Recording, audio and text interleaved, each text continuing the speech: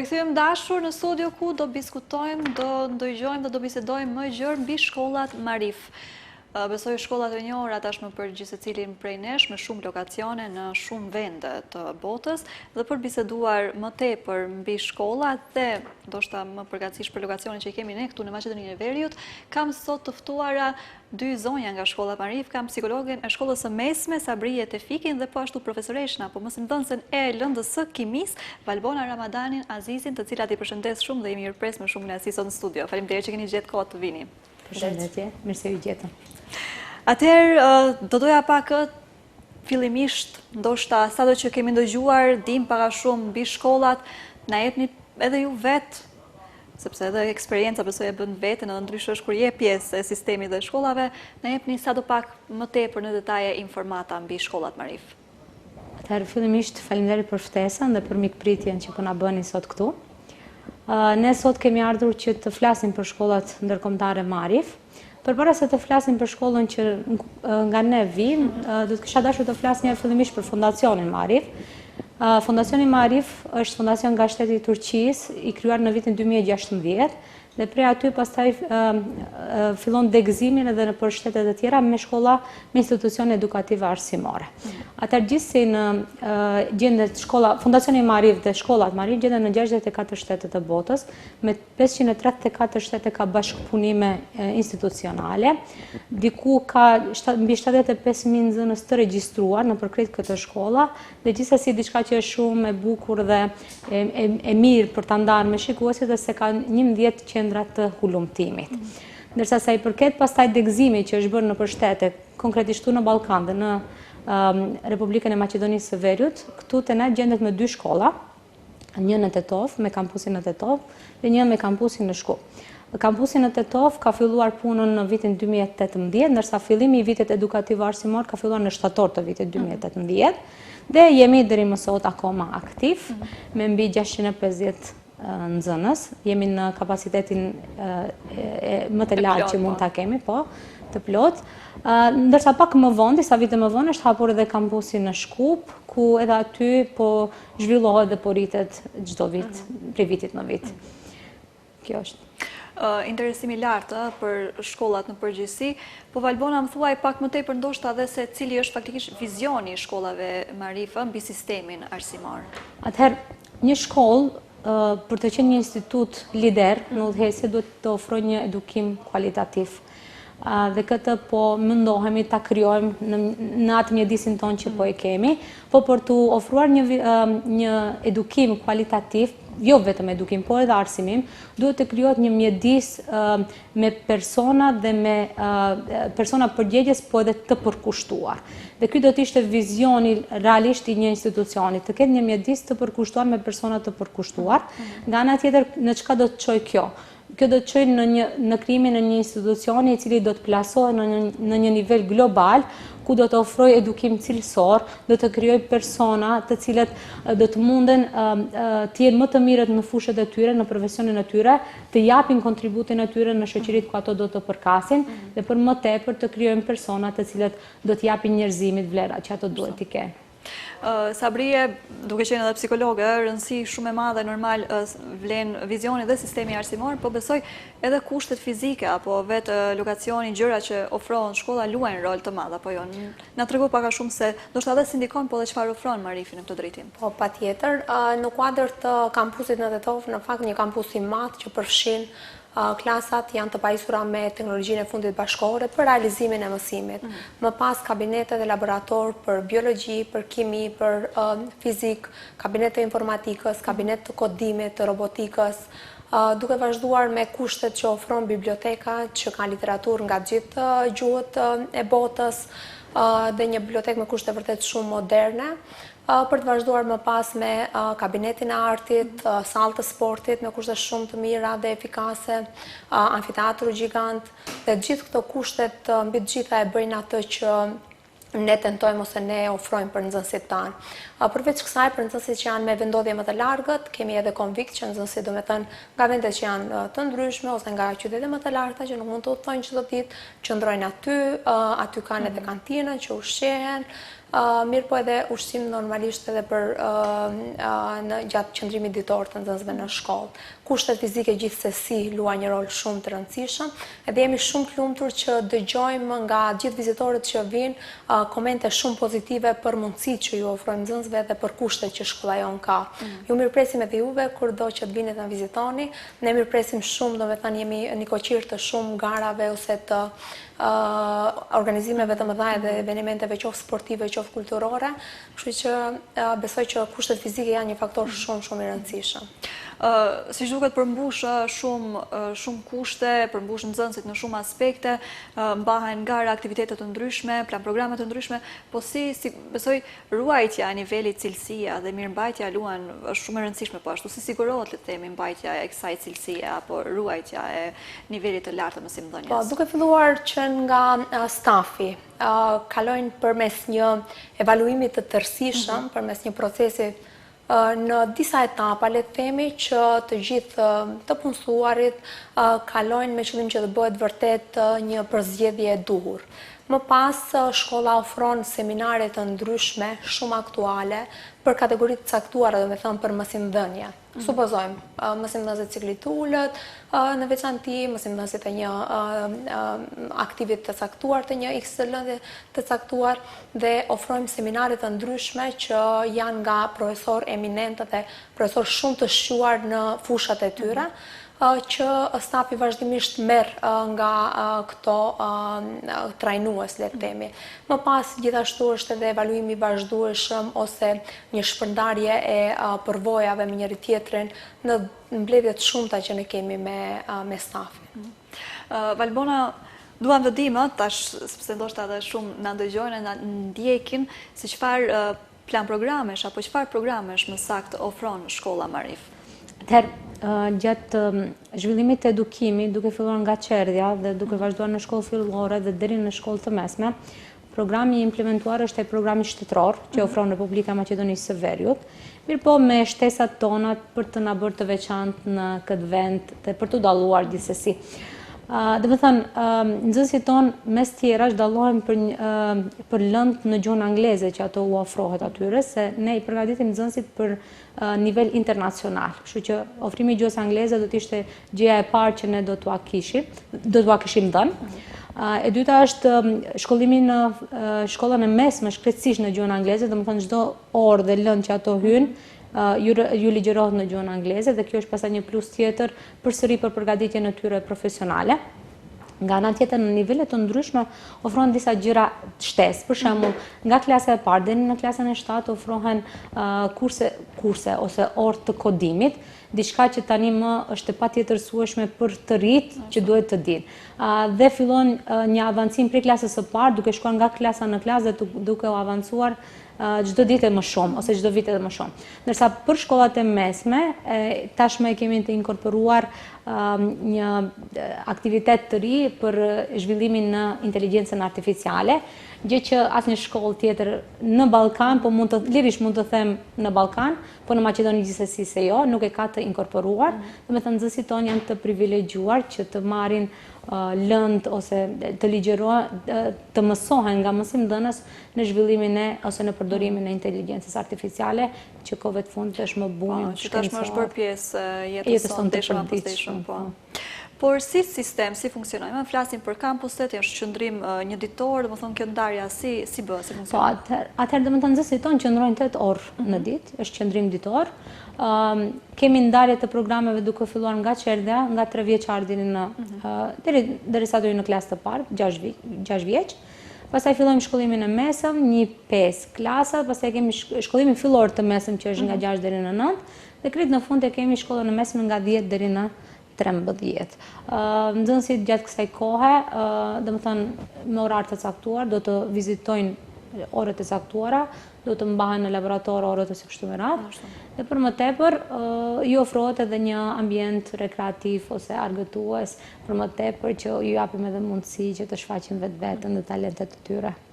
Po flasim deri tash qoftë për vizionin e shkollës, qoftë domethënë për përgatitjen e nxënësve, për më tutje dhe besoj edhe gatishmërinë e juaj për t'ju qëndruar pranë.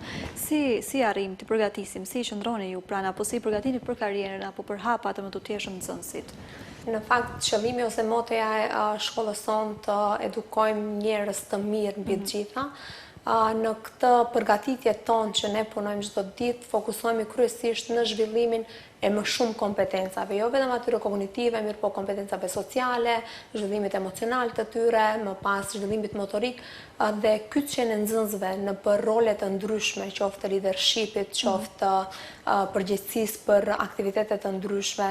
Gjithashtu edhe si shërbim profesional, ne punojmë kryesisht me kategori të caktuara të nxënësve për të përgatitur për të ardhmen. Kemi program të veçantë që ne punojmë me maturantë zakonisht ose me vitet e treta të katërtat për orientim për karrierë, është ashtu siç e kemi emërtuar për planifikim për karrierë për të ardhmen. Ku është një proces shumë i gjerë dhe ato njoftohen me gjithë mundësitë që ofrohen, jo vetëm në vendin tonë, mirë po edhe jashtë vendit, përmes vizitave të ndryshme studimore, përmes ne në fakt mirëpresim shumë universitete që duhet të prezentojnë në platformat e tyre akademike dhe zhvillimi i këtyre kompetencave në fakt më pas që të ndihmojmë ato që të gjejnë rrugën e duhur është pikërisht synimi jonë. Përmes kësaj ne tentojmë që jo vetëm për fitimin e X shkatësive të caktuara, mirë po formimin e një identiteti ose të përgjigjen ndoshta në këtë pyetjen shumë të rëndësishme që kush jam unë dhe cili është roli im në këtë jetë. Janë sfida të veçanta këto, mirë po me një tërësi të caktuar të aktiviteteve që ne ofrojmë, ne mundohemi që nxënësit të përgatisim për karrierë dhe për të ardhmen e tyre. Valbona, se po përmendi më shumë aktivitete, le të themi, jashta orëve mësimore, çfarë roli luajnë gjitha këto aktivitete apo këto angazhime të nxënësit, duke qenë se besoj e kalon një kohë si profesoreshe kimis, besoj edhe në përgjithësi e kalon shumë kohë me ta. Po. Dhe me thënë, aktivitetet jashtë shkollore do të përfshin çdo aktivitet që nuk ka të bëjë me programin shtetëror që ne ofrojmë. Unë do kisha dashur këtu të përmend një aktivitet që nxënësit marrin pjesë, dhe me thënë është manuali i zhvillimit edukimit të nxënësve për nxënësit e klasave të dyta dhe të treta, si dhe që zonja Sabrie vetëm se përmendi orientimin në karrierë për nxënësit e viteve të treta dhe të katërta. Ndërsa aktivitetet të tjera jashtë shkollore të nxilet nxënësit tonë ndonjëherë me dëshirë, jo, shpesh herë me dëshirë, por ndonjëherë edhe me kërkesë nga ne, duhet të marrin pjesë, janë të ndryshme. Domethënë, shpesh herë kanë të bëjnë me festat shtetërore që ne i kemi. Nga ana tjetër kanë të bëjnë me zhvillimin që ato duan të arrijnë apo arritjet e tyre, ambicet e tyre individuale. Dhe krejt në fund ka të bëjnë me idetë tona ku duam ne t'i çojmë ato. Nëse i klasifikojmë, atëherë mund t'ju them çka bëjmë ne. Fillimisht ne mundohemi që të festojmë çdo ditë ndërkombëtare, le të themi, të rëndësishme sikurse në shkencë që është, po ashtu edhe në lëndët që jashtë shkencave natyrore, që kanë të bëjnë me zhvillimin social ose me rritjen e vetdijes për nxënësit për aktivitetet sociale. Pastaj nxënësit tonë janë shumë të gatshëm dhe ne me shumë elan marrim pjesë në çdo garë shtetërore që organizohet, qoftë në shkenca, për shembull science fair, ose në garat të gjuhës angleze, për shembull spelling bee, hipo, e kështu me radhë. Nga ana tjetër marrim pjesë në çdo garë sportive komunale dhe shtetërore që organizohet dhe ne mund të participojmë. Ne organizojmë vetë një science fair duke mirëpritur nxënësit nga krejt shkollat e ndryshme, ku i përfshim edhe nxënësit tonë pjesëmarrës në këtë. Shife, ne kur themi marrim pjesë, këto kërkojnë krejt një përgatitje të veçantë jashtë programit mësimor që ne e mbajmë. Pastaj për shembull vitin e kaluar që ishte diçka shumë e bukur dhe për herë të parë ishte vizita në Gabon dhe pjesëmarrja në një science fair në Gabon, në një festival shumë të zhvillimit të lartë në Afrikë. Nxënësit tonë morën shumë përvoja dhe i sollën këtu dhe ishte diçka shumë e bukur. Nga ana tjetër, pjesëmarrja në Itali me 2 nxënëse në garat e gjuhës angleze. Kjo ishte diçka e parë që do të përsëritet edhe këtë vit. Domethënë ishte diçka shumë e bukur për nxënësit dhe shumë motivuese. Pjesëmarrja në gara ndërkombëtare internacionale, qofshin online dhe qofshin kështu me prezencë fizike. Për shembull, dolëm të parët në Evropë në garat të kodimit me nxënësit e shkollave fillore. Ka 2 javë, ky lajmi është fresh. Urime. Faleminderit. Domethënë, po pastaj garat shtetërore të fizikës, garat shtetërore të biologjisë, garat shtetërore të kimisë, e kështu me radhë, ku vazhdimisht po shpërblehemi, nxënësit shpërblehen për punën e tyre dhe ne shpërblehemi gjithsesi për suksesin e tyre. Jeni pjesë e suksesit të tyre. Po, unë do të kisha dashur që të ndaj edhe dy festa kryesore, për shembull siç është 28 nëntori dhe 7 Marsi, nga ana tjetër janë 2 festa të tjera të gjuhës turke dhe festës së Çanakkales, janë 4 evenimente madhështore që organizohen dhe kërkojnë një impenjim të veçantë të nxënësve për këto festa. Dhe jo vetëm, ndoshta harrojmë diçka për të përmendur, po besoj i kemi përmbledhur krejt aktivitetin e tyre. Sepse përmenda më festa që përfshin, besoj, kultura, etnicitete të ndryshme, ashtu respekt edhe mirëkuptim për gjithë secilin, si qëndroj me multikulturalizmin edhe, domethënë, këto bashkëjetese në përgjithësi promovimin e këtyre vlerave tek nxënësit? Shkolla jonë është një shkollë me diversitete të ndryshme, domethënë nxënësit dallojnë që nga ndoshta gjinia, mosha, kapaciteti i tyre, mirë po gjithsesi nacionaliteti, religioni ose çfarë do qoftë tjetër. Diversiteti në shkollën tonë, domethënë fokusohemi ose mundohemi që të fokusohemi në aspektet pozitive që sjell diversiteti, domethënë të mëson shumë. Fakti që ne përballemi me kultura ose me nxënës nga vende të ndryshme, ato kanë një mundësi shumë të mirë që të njohin njëri tjetrin edhe më shumë, edhe të zhvillojnë më shumë kompetenca me njëri tjetrin. Zakonisht do ndalim pak edhe ndoshta në këto aspekte të organizimeve të brendshme që bëhen mes nxënësve, që janë, domethënë, që kalojnë kohë shumë të mirë. Mirë, po në kuadër të shkollës, fokusi ose kremtimi i ditëve të veçanta, kremtimi i paqes ose angazhimi i nxënësve në një qëllim të caktuar që mund të jetë me vlerë ose me karakter humanitar, që jo vetëm që nuk vjen re dallimet, mirë po pikërisht qëllimi i përbashkët bën ato që të punojnë së bashku, mirë po edhe të kalojnë kohë shumë bukur së bashku. Ne gëzohemi shumë që zakonisht jo të jetë diskriminimi qoftë edhe konfliktet që do dalin në kuadër të diversitetit që ne kemi në shkollë, mirë po përmes aktiviteteve të shumta të karakterit edukativ, mirë po edhe argëtues nxënësit jo vetëm që nuk fillojnë që të mendojnë atë se ne jemi të ndryshëm, mirë po kjo ndjenja e kompetencës se jemi një dhe ne kemi një qëllim të caktuar, i bën shumë mirë ato. Në fund, diversiteti është vlerë e shtuar e cilës shoqëri. Kjo është motoja që ne tentojmë të shohim dallimet mes njëri tjetrit dhe nuk përmendim dallimet, mirë po themi është diçka shumë pozitive. Zinxhir tjetër i rëndësishëm besoj unë, ose vlerë tjetër e rëndësishme përveç flasim diversitetit apo bashkëpunimit me njëri tjetrin, është edhe zinxhiri shkollë, prindër dhe nxënës. Apo jo, si funksionon kjo të shkollave? Sa kujdesin ndoshta për ruajtjen edhe mirëmbajtjen e këtij zinxhiri, këtij rendi? Tregon që i famshëm në fakt që në shumë fakultete pedagogjike njihet është bashkëpunimi mes prindërve dhe nxënësve. Shkolla jonë me qëndrim ditor për nxënësit, domethënë domosdoshmërisht me rëndësi të veçantë i kushtojmë edhe bashkëpunimit me prindërit.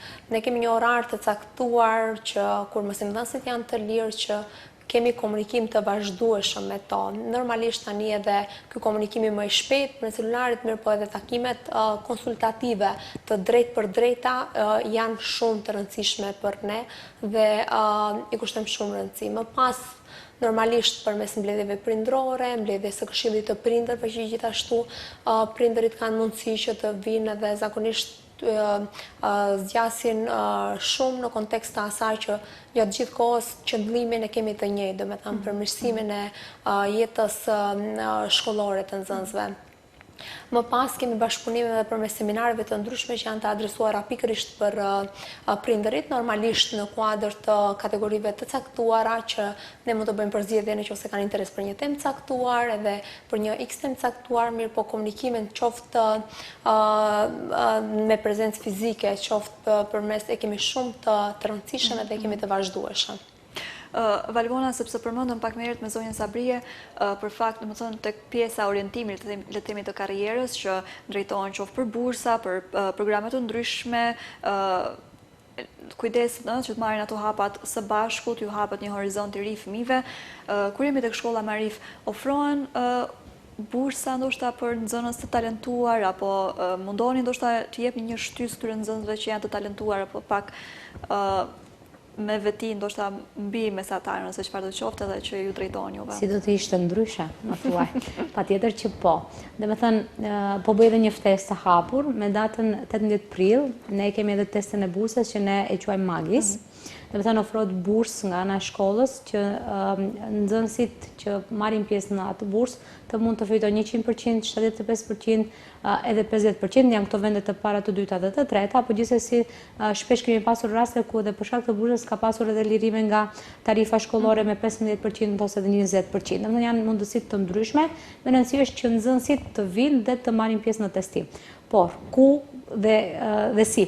Ky testim ofron nxënësve të klasave të 5-ta, që hyjnë domethënë klasa e 6, dhe ta marrin shkollimin fillor të mesëm me bursë, dhe i ofron nxënësve të klasave të 9-ta që parashikohen të jenë nxënësit të klasave të 10-ta dhe të fitojnë bursën për shkollimin e mesëm. Pse, le të themi, sipas jush duhet ndoshta të zgjedhim shkollat Marif? Unë do të kisha dashur që të përmend një eveniment, do të kisha dashur shumë të përmend një eveniment. Është një festival që organizohet në Turqi dhe është festivali një ndër festivalet më të mëdha të shkencës dhe teknologjisë dhe inovacionit. Është aty ku bëhen ekspozime të dronave, aeroplanave, helikoptereve kështu me radhë. Shkolla jone ka pasur mundësinë që të marrë pjesë dhe për çdo vit na jepet mundësia që të marrim pjesë. Po për të marrë pjesë gjithsesi se duhet një përgatitje shumë e lartë shkencore dhe përgatitore, gjë që ne e kemi dhe mundemi. Ja pse duhet të vinë një nxënës në shkollën tonë, sepse ne si mësimdhënës me të vërtetë kemi këtë motivim dhe e kemi idenë për të marrë pjesë në këto evenimente ose gjëra kaq madhështore. Dhe nuk është e vetmja, për shembull, ne kemi qenë pjesëmarrës në këtë Teknofest dhe jemi kthyer shumë të kënaqur. Pastaj është një garë tjetër në Gaziantep që përsëri ka të bëjë me gara shkencore, ku nxënësit tonë kanë marrë pjesë, do të marrin pjesë edhe këtë vit. Dhe janë disa mundësi të ndryshe që ne u ofrojmë atyre. Pastaj është bashkëpunimi me Erasmusin që ne e kemi bërë dhe do të vazhdojmë ta bëjmë. Këmbimi nxënësve, këmbimi kulturave, përvojave, sepse të jesh nxënës nuk do të thonë të rish në shkollë vetëm të mësosh.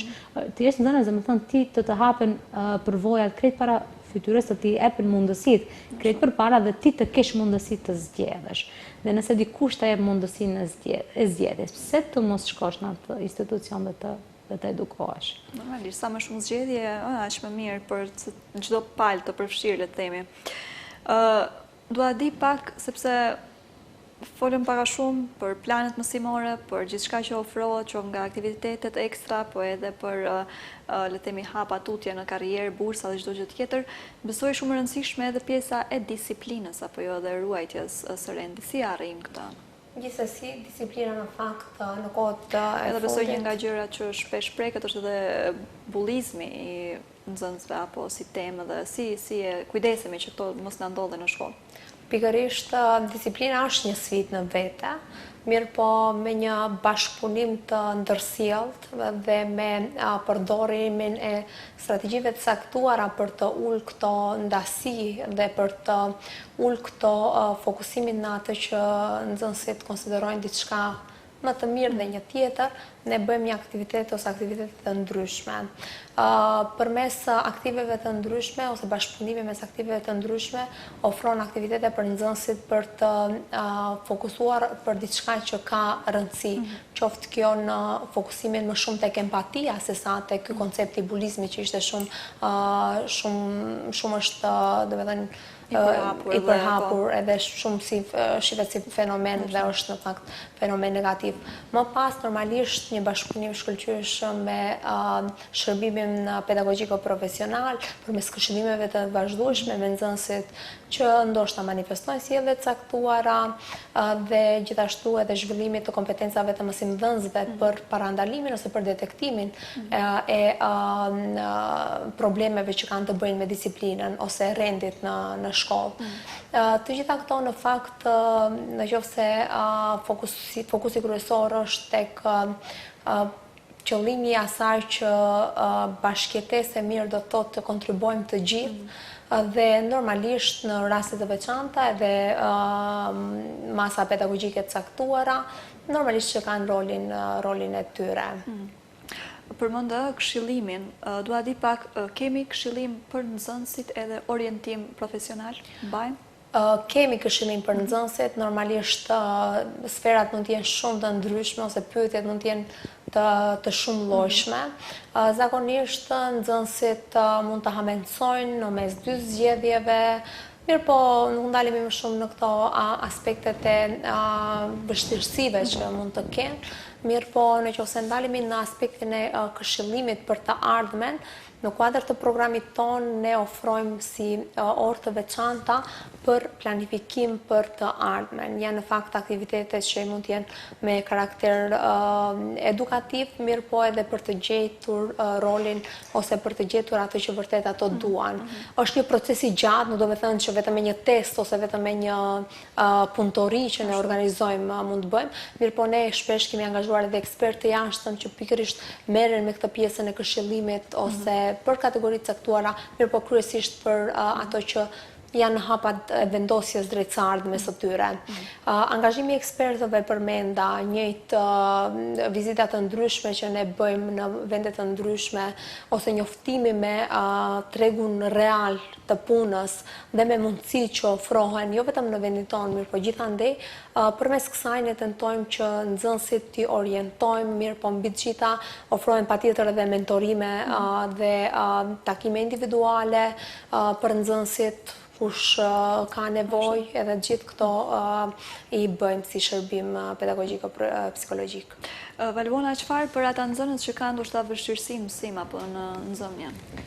Atëherë, secili njeri në suaza nëse do të kategorizonin vështirësitë në krejt hasin vështirësi në çdo pjesë të jetës tonë. Rëndësishme është që të dinë si ti menaxhojmë dhe të gjejmë personat të duhur për këtë. Atëherë, në procesin arsimor gjithsesi se ballafaqohemi me gjëra të tilla, por kjo nuk do të thonë se kemi mungesë të inteligjencës ose aftësisë intelektuale, jo vetëm, por edhe fizike kështu me radhë. Atëherë, mundohemi që një herë fillimisht të mos na bie motivimi, kjo është gjëja e parë që e ofrojmë. E dyta është duke i dhënë shans. Do të thënë duke ditur një person se ka mundësi, duke mos ia mbyllur dyert, do të thënë se ka mundësi që ai të zhvillohet dhe të përparojë, është do të thënë faza kyçe. Pastaj mënyra se si realizojmë janë vetëm mjete të punës. Atëherë si do ta realizonim? Për shembull, do t'i ofronim, nëse testimi do të ishte njëra prej formave që nxënësi do të vlerësohej, pjesa tjetër është duke i dhënë një mundësi që të krijojë një projekt ku ai do të mund të ai ose ajo të gjejë vetveten, të shfaqë aktivitet në klasë, të vlerësohet për atë aktivitetin, qoftë ndonjëherë edhe në përgjigje të gabuara ose edhe të sakta, duke i dhënë mundësi që domethënë të aftësohen duke i dhënë detyra shtëpie ose duke i dhënë fleta pune që do të bëjnë një përmbledhje ndryshe të materialit nga ajo që bëjmë në klasë ose nga jo se çfarë kërkohet nëpër libra. Më pastaj duke i ofruar edhe krejt në fund, domethënë duke i bërë këto bëhen orë mësimore. Ndërsa nëse përsëri paraqiten vështirësi edhe më pas, atë ne kemi orë shtuese dhe plotësuese. Shive vështirësit nuk janë vetëm për nxënësit, do të janë edhe për nxënësit ekselent. Orë shtuese dhe plotësuese ju ofron edhe nxënësve që kanë nevojë për orë ekstra që duhet të përveçojë materialin, po orë ju ofron edhe nxënësve që vetëm se kanë arrit nivelin, po duan të absorbojnë edhe më shumë. Dhe këto orë i kemi vazhdimisht në dispozicion, mjafton që nxënësi të shpreh vullnet dhe dëshirë dhe kohën të ketë në dispozicion që ne ta nxjerrim nga ajo që ato mendojnë se ndoshta nuk mund të dalin, po gjithsesi pastaj arrin në rezultatet e dëshiruara. Unë ju falenderoj shumë të dyjave që keni gjetë kohë dhe mundësi të jeni sot me mua, vërtet bisedë shumë e këndshme edhe shumë kënaqësi që ju kisha dhe shumë sukses të tutje juve, nxënësve dhe gjithë shkollës dhe uroj që ritakohemi sërish për të tjera tema. Faleminderit edhe një herë. Ju falenderoj shumë për ftesën edhe një herë.